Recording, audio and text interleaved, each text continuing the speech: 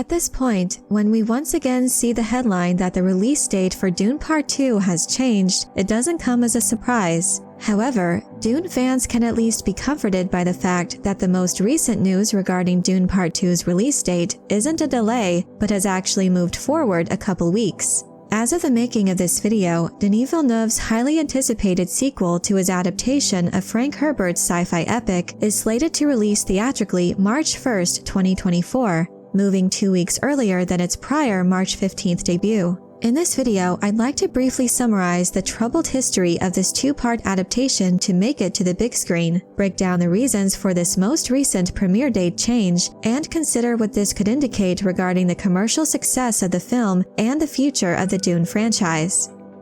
The journey to bring Denis Villeneuve's vision of Dune to life has been nothing short of a roller coaster for its fans. Dune Part 1 encountered its fair share of challenges and delays. The film's release was not only postponed several times, but also adopted an unconventional approach to its premiere. It initially made its debut overseas, garnering significant attention and building anticipation weeks before its global theatrical release. This staggered approach to distribution was further complicated by the decision to simultaneously release the film on HBO Max, marking a significant shift in traditional film distribution models in response to the pandemic. Despite these hurdles and the unconventional release strategy, Dune Part 1 emerged as a commercial success.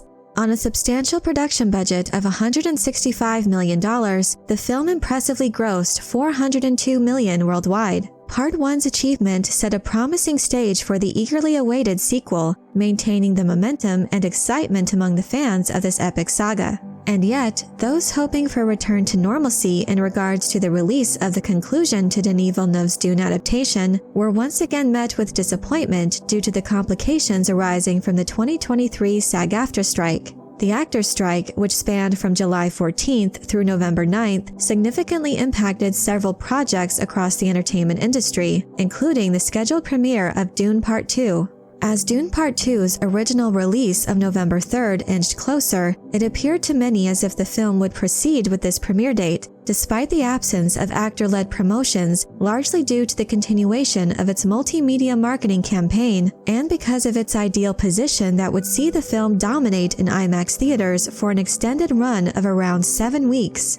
But in the end, Warner Bros. Decided to delay release of the film to March 15, 2024, in large part to allow its actors to promote the film once the strike was resolved. It has also been speculated, though unconfirmed, that Denis Villeneuve took the opportunity of the extended time to put more work into post-production and continue to put the finishing touches on his epic film in order to live up to the expectations for it to be a truly grand visual spectacle.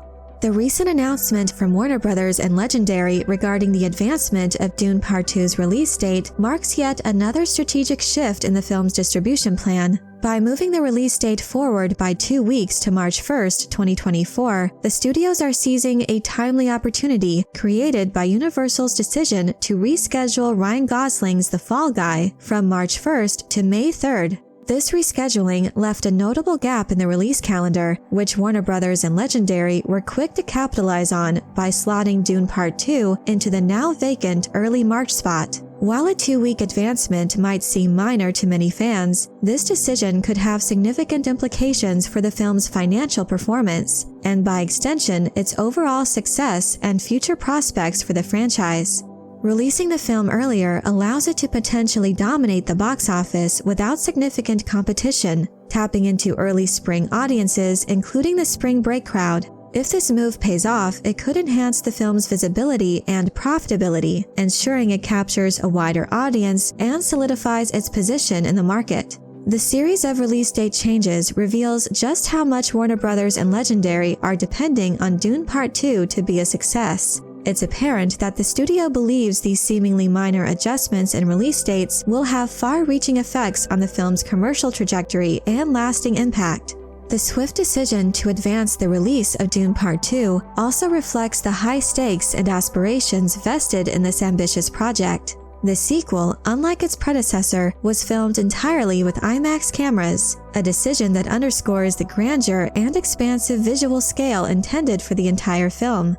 Director Denis Villeneuve's well-known preference for the IMAX format is a testament to his commitment to delivering a cinematic experience that is both immersive and visually spectacular. The earlier release date, therefore, is a critical move to maximize the film's presence in IMAX theaters, allowing audiences to experience the film as intended in the most impactful way possible. Every additional day Dune Part 2 can maintain its presence in IMAX theaters translates to greater audience reach and a potentially heightened cinematic impact. World of Real also reported that a world premiere at the Berlin Film Festival now seems like a no-brainer option for Warner Bros., as it will be taking place from February 15th to the 25th of 2024, and will certainly drum up significant hype shortly before its worldwide release.